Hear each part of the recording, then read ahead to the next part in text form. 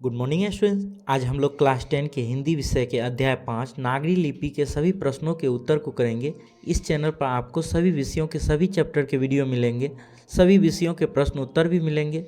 यदि किसी विषय के किसी चैप्टर के वीडियो का लिंक चाहिए तो आप हमारे व्हाट्सएप नंबर 7004496418 पर व्हाट्सएप SMS करके लिंक को प्राप्त कर सकते हैं। प्रश्न 1 है, देवनागरी लिपि के अक्षरों में स्थिरता कैसे आई? तो इसका उत्तर हम लोग लिखेंगे, गुणाकर मूल्य की लेख नागरी लिपि जिस लिपि में छपा है उसे ही नागरी या देवनागरी लिपि कहते हैं। करीब 2 सदी पहले पहली बार इस लिपि के टाइप बने और इसमें पुस्तकें छपने लगी। इसी कारण इसके अक्षरों में स्थिरता आ गई है। प्रश्न 2 है, देवनागरी लिपि में कौन कौन सी भाषाएं लिखी जाती है? इसका उत्तर हम लोग लिखेंगे, हिंदी तथा इसकी विविध बोलियां देवनागरी लिपि में लिखी जाती है।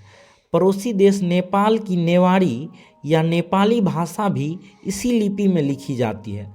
मराठी की लिपि भी देवनागरी ही है। इस प्रकार संस्कृत और प्राकृत भाषाओं की लिपि भी देवनागरी लिपि ही है। प्रश्न 3 है, लेखक ने किन भारतीय लिपियों से देवनागरी का संबंध बताया है? इसका उत्तर हम लोग लिखेंगे, लेखक ने गुजराती लिपि को देवनागरी लिपि से अधिक भिन्न नहीं है, उसका भी नागरी लिपि से संबंध है। ठीक उसी प्रकार बांग्ला लिपि भी पुत्री तो नहीं बहन अवश्य है। दक्षिण भारत की ये लिपियाँ तमिल, मलयालम, तेलुगु और कन्नड़ भी नागरी की तरह ही ब्राह्मी लिपि से निकली है। अतः इन लिपियों का कहीं न कहीं देवनागरी लिपि से पुराना संबंध रहा है। प्रश्न 4 है, नंदी नागरी किसे कहते हैं? किस प्रसंग में लेखक ने इसका उल्लेख किया है? तो इसका उत्तर हम लिखेंगे, कुछ समय पहले तक दक्षिण भारत में पोथियां लिखने के लिए नागरी लिपि का व्यवहार होता था। दरअसल नागरी लिपि के आरंभिक लेख हमें दक्षिण भारत में ही मिले हैं। दक्षिण भारत की यह नागरी लिपि नंदी नागरी कहलाती थी। कोंकण के शिलाहार, मान्यखेट के राष्ट्रकूट, देवगिरी के यादव तथा विजयनगर के शासकों के लेख नंदी नागरी लिपि में हैं। पहले विजयनगर के राजाओं के लेखों की लिपि को ही नंदी नागरी नाम दिया गया था। प्रश्न 5 है, नागरी लिपि के आरंभिक लेख कहाँ प्राप्त हुए हैं, उनके विवरण दें। इसका उत्तर हम लोग लिखेंगे, नागरी लिपि के आरंभिक लेख हमें दक्षिण भारत से ही मिले हैं। दक्षिण भारत में पोथियां लिखने के लिए नागरी लिपि का व्यवहार होता था। कोंकण के शिलाहार, मान्यखेट के राष्ट्रकूट, देवगिरी के यादव तथा विजयनगर के शासकों के लेख इसी लिपि में मिले हैं। उत्तर भारत के महमूद गजनवी, मोहम्मद गौरी, अलाउद्दीन खिलजी, शेरशाह के सिक्कों पर नागरी शब्द अंकित हैं। यदि आपने अभी तक वीडियो को लाइक नहीं किया है तो वीडियो को लाइक कर दें एवं दोस्तों में शेयर करें। प्रश्न 6 है, ब्राह्मी लिपि और सिद्धम लिपि की तुलना में नागरी लिपि की मुख्य पहचान क्या है? तो इसका उत्तर हम लोग लिखेंगे, गुप्त काल को ब्राह्मी लिपि तथा बाद को सिद्धम लिपि के अक्षरों के सिरों पर छोटी आड़ी लकीरें या छोटे ठोस त्रिकोण हैं। लेकिन नागरी लिपि की मुख्य पहचान यह है कि इसके अक्षरों के सिरों पर पूरी लकीरें बन जाती है और ये सिरें रेखाएं उतनी ही लंबी रहती है जितनी कि अक्षरों की चौड़ाई होती है। हाँ, कुछ लेखों के अक्षरों के सिरों पर अब भी कहीं कहीं त्रिकोण दिखाई देते हैं। प्रश्न 7 है, उत्तर भारत में किन शासकों के प्राचीन नागरी लेख प्राप्त होते हैं? इसका उत्तर हम लोग लिखेंगे, उत्तर भारत के इस्लामी शासन की नींव डालने वाले महमूद गजनवी 11वीं सदी के पूर्वार्ध के लाहौर के टकसाल में ढाले गए चांदी के सिक्कों पर भी हम नागरी लिपि के शब्द पाते हैं। ये सिक्के 1028 ईस्वी में शुरू किए गए थे। प्रश्न 8 है, नागरी को देवनागरी क्यों कहते हैं? लेखक इस संबंध में क्या बताता है? तो इसका उत्तर हम लोग लिखेंगे, नागरी का देवनागरी नाम क्यों और कैसे पड़ा, इसे लेकर विद्वानों में मतभेद है। एक मत के अनुसार बांकी नगर सिर्फ नगर है किंतु काशी देवनागरी है, इसलिए काशी में प्रयुक्त लिपि का नाम देवनागरी पड़ा, लेकिन यह मत संकुचित सा लगता है। दूसरा मत है कि नागरी शब्द किसी नगर अर्थात बड़े शहर से संबंधित है।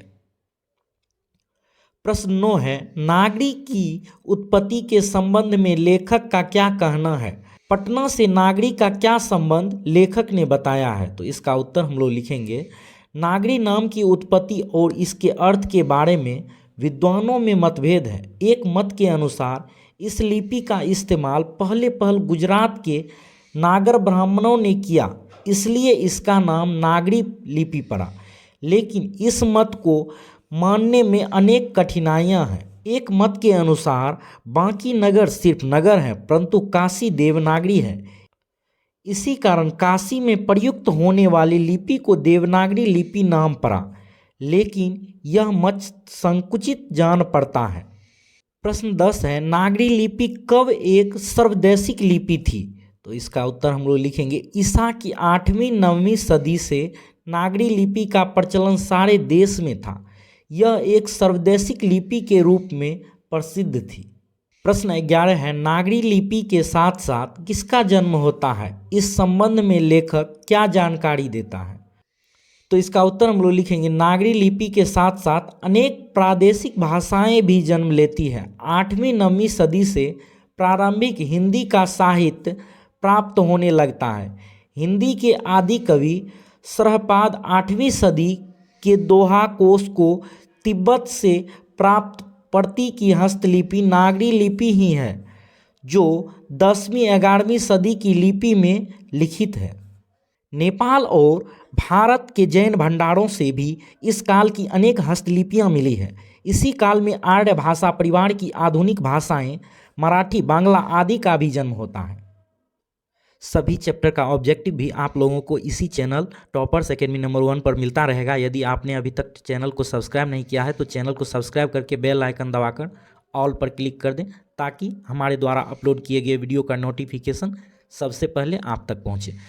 तो देखिए 12 नंबर का प्रश्न है, गुज्जर प्रतिहार कौन थे? तो इसका उत्तर हम लोग लिखेंगे, अनेक विद्वानों का मत है कि गुज्जर प्रतिहार बाहर से भारत आए थे। ईसा की 8वीं सदी के पूर्वार्ध में अवंती देश में इन्होंने अपना शासन व्यवस्था स्थापित की।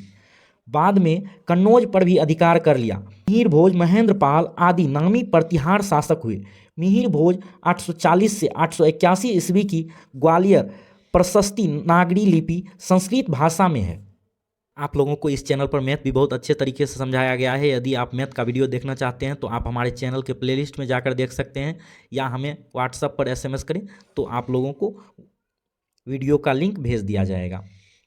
प्रश्न 13 है, निबंध के आधार पर काल कर्म से नागरी लेखों से संबंधित प्रमाण प्रस्तुत करें।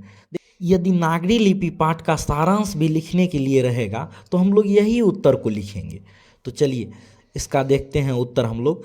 हिंदी तथा इसकी विविध बोलियां देवनागरी लिपि में लिखी जाती है। इनके अलावा नेपाली, जेवाड़ी और मराठी की लिपि भी नागरी है। संस्कृत और प्राकृत की पुस्तक भी देवनागरी में ही प्रकाशित होती है। गुजराती लिपि भी देवनागरी से बहुत भिन्न नहीं है। बांग्ला लिपि भी प्राचीन नागरी लिपि की बहन ही है। सच तो यह है कि दक्षिण भारत की अनेक लिपियां नागरी की भांति प्राचीन ब्राह्मी से विकसित है।